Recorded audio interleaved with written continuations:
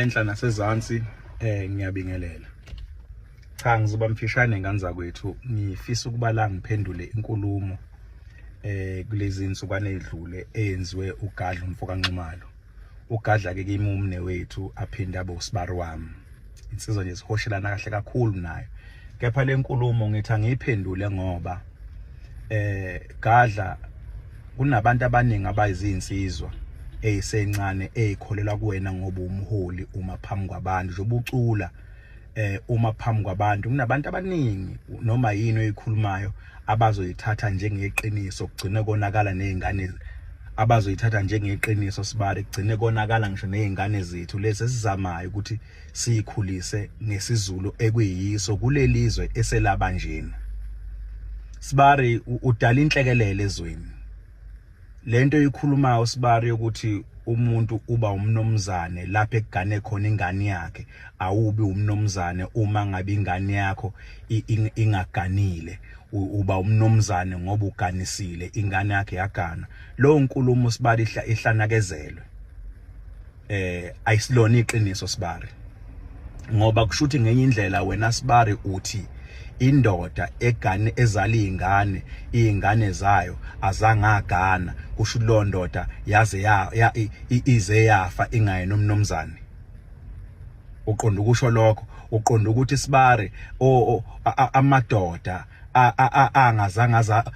angazangazazale abe nenhlahla ukuthi abe nabantwana kusho ukuthi lawo madoda baze bafa bengasiba abanomzane. Ukwakha umuzi sibari kakusikhona ukwakha indonga bese ziyama bese kuthiwa usuwakha umuzi kayihlo. Ngamzukwana uthatha isinqumo sokuba ngiyagana, ugane usinele uphenduke kuba umnomzane ngaso leso sikhathi leso. Ingakho phela ekhaya bengingavumelekile ukuthi ushaya amandla komuzi umisa amadolo ungagani bekubuza kuthiwa mfana wami usuyanomuza yini, wamisa amadolo usuyanomuza yini, ngoba usiya umnomzane ofanele ukumisa amadolo. Ingakho phela sibari ubethi mangaba abanomzane behlezi phansi kwesihlahla behla okusenzeka namanje ethi umfana mangabe seganiwe ahambe likeke njengenkukhu beyichithihlo engafuni ukusondela koyise behla bese bemqhweba kuthiwa sibani banengane usumnomzane woza lekusithebe phuma einganeni ngoba umuntu ongaganiwe kuthiwa ingane. So lenkulumo sibari oyishoka kakusiyona sibari. Umfana nake wathatha isinqumo sokugana, wagana, waphelelisa, waqhoyisa, wenza yonke into. Lo mfana usewumnomzane. Ma uthi wena sibari uba umnomzane la ekugane khona ingane yakho, ngeke ube umnomzane emacinikeni sibari. Mina ngeke ngihambe ngiyoba umnomzane kaMasango noma kaNdilu. Ngeke. Ngiumnomzane ekhaya njoba ngiganiwe ngakho umuzi kababa ukukhanda umuzi kayihlo kakusikhona ukwakhe indonga. Ukuthatha isinqumo sokuthi umuzi ungapheli uganwe. Uma ke wagana usumnomzane uyihlo usezela indoda awubusaba umfana.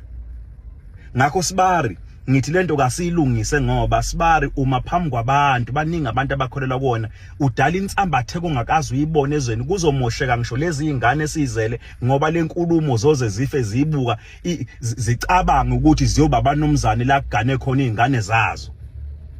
Sibari akusikho. Ngikuphendula kahle sibari ngoba phela ngithi sizalwa yiba abanomzane.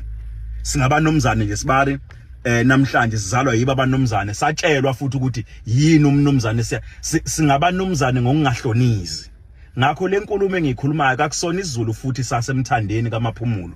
Isizulu lesi sakaZulu kona wonke umuntu omZulu osiqondayo. Kodwa lokho kuchaza sibari kakusikhona. Uhambe eceleni kwendlela indlela ikhona sibari. Asikulungise noma sesibonana sizoyixoxa lento sibari kodwa hayi sibari ugejile sibari wami.